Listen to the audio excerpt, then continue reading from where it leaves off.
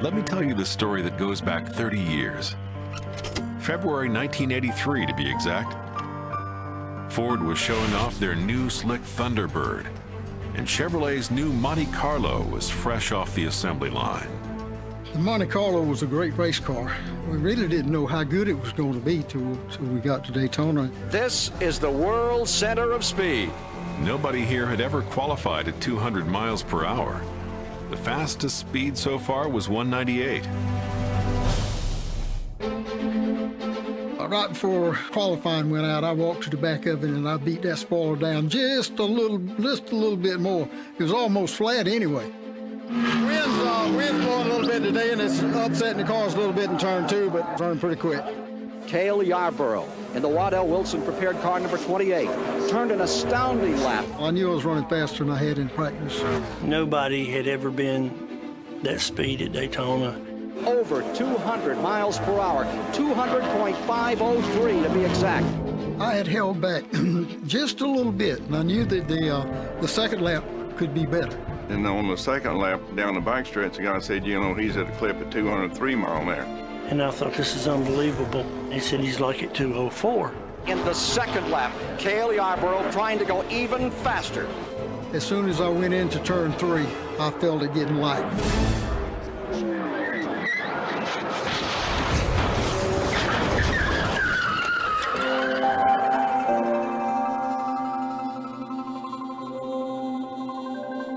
I had never seen anything like this.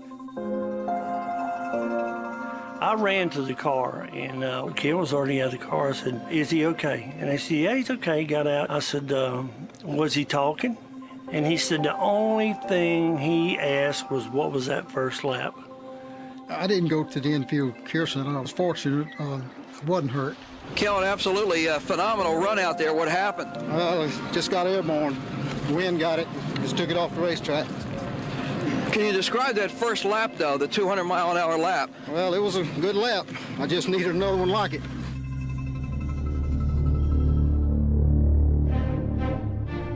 We had 2 days to come up with a car to run in the Great American Race.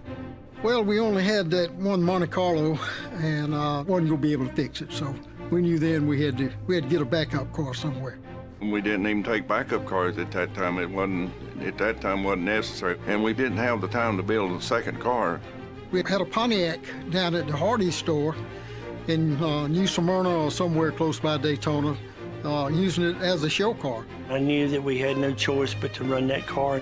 The Hardee's people have been showing the car around, and I called my son Greg and told him to try to get to Le Mans to Daytona. So he borrows his friend's pickup truck and an old trailer, and he had it down there the next day for me. I mean, that's a night where you didn't sleep.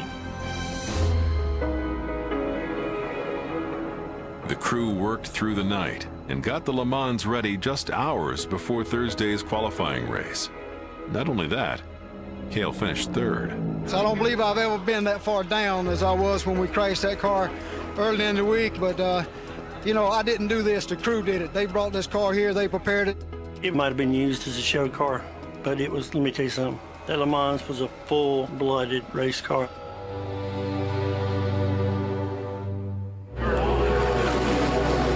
Baker there. He's got to be looking in that rearview mirror. Cale Yarborough has one thing on his mind right now. Getting by Cale on the last lap would have been just about as hard as trying to hold him off. I look back, it was too late to even try to block. Here comes Yarborough to the inside. Baker gives him room, and going into first goes Cale Yarborough. At the line, Cale Yarborough does it. What a story. It was an historical week. That would never happen again this day and time because everybody goes to the racetrack now with a backup car, just as good as the main car. So that's the story. A dusty old Pontiac show car being used at a local Hardee's outclassed all other manufacturers in 1983.